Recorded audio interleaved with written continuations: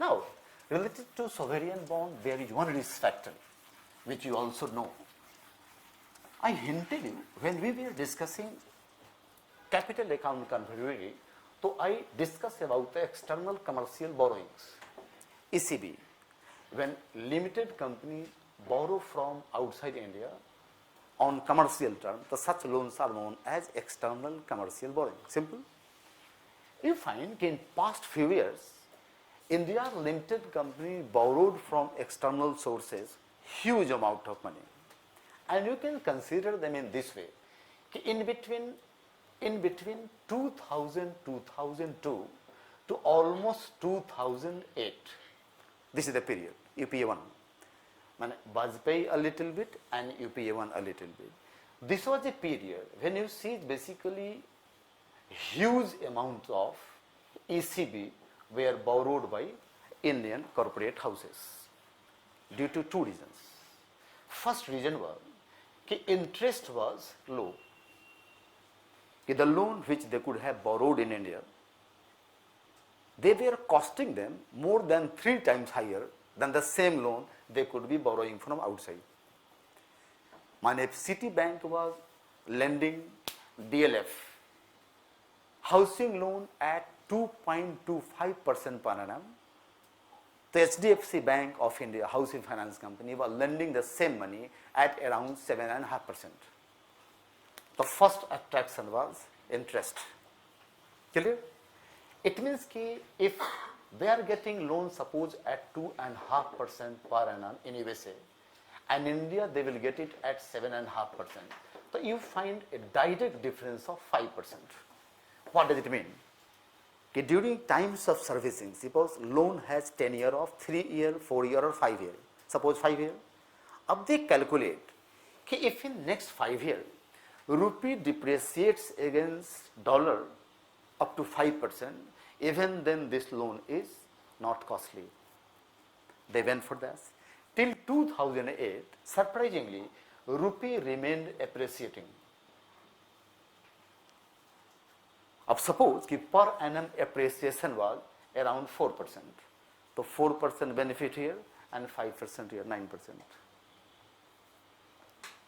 2008-9 financial crisis, RBI goes into account. India's external debt was still sustainable, not high, but RBI warned the ECBs, this is not good, because such loans are only better once you are confirmed that rupee will necessarily appreciate. But if rupee start depreciating, so this loan can be getting more costly in future, which begins from 2009 onwards. Rupee started depreciating. Imagine that depreciation of rupee and appreciation is not only connected to export and import, it is connected to cost of external loan also.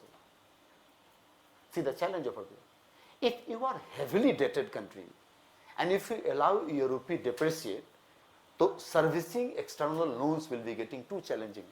The problem is this. It is not good to expose yourself to external commercial borrowing, because these two variables, if they are favorable, and if you think they will be favorable, this will be favorable in medium to long term, and if you borrow for medium term, then only you should go for external loan. Otherwise, a caution should be always maintained.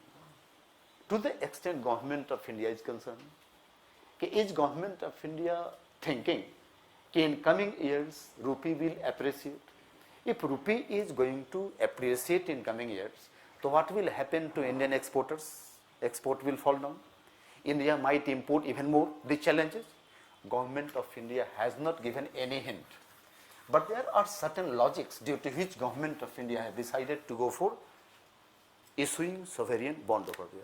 The first logic is interest cost of interest is lower. Second is basically government is trying to go for crowding in. Let private sector have more fund to invest.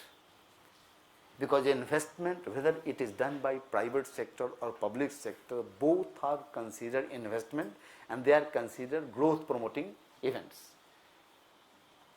But investment from which sector, public or private, is considered better. So always private.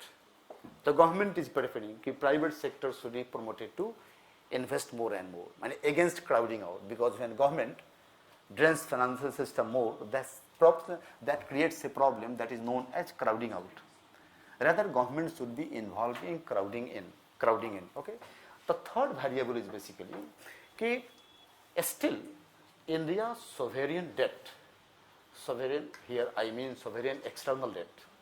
Sovereign external debt is just 5% of India's GDP, among the lowest in the world. And India can afford to borrow something from outside. And the government of India, as much loan which is pending audit from the external world, that is almost equal to 5% of India's GDP. This is among the safest country in the world. How much India can borrow more, it has not been told by government of India. But a scholar believes that this is too less. We can expose ourselves to outside world even higher level. This is the story why government is trying to go for this. Second thing, that government believes that India is a growth phenomenon. India is a growth phenomenon. China is not supposed to sustain the high level growth which it used to have in past. So those who invested in China, they will be trying to invest the money somewhere else. And India is trying to show itself as alternative to China from investment point of view. And India in the future is supposed to expose to the world in both the formats, general bond and masala bond. And the government of India will be exposing itself to general bond also and masala bond also. It means that we can expect in coming times universal basic income schemes kind of thing might be launched more in number. If financing them is not possible internally, the government might take help of masala bond and finance it from external sources. This is totally a radical approach of fiscal policy, because such fiscal policy government of India has never followed in past. यहाँ तक clear है? ये तो कल तक का मामला था, ठीक है? ये सब कनेक्टेड है आपस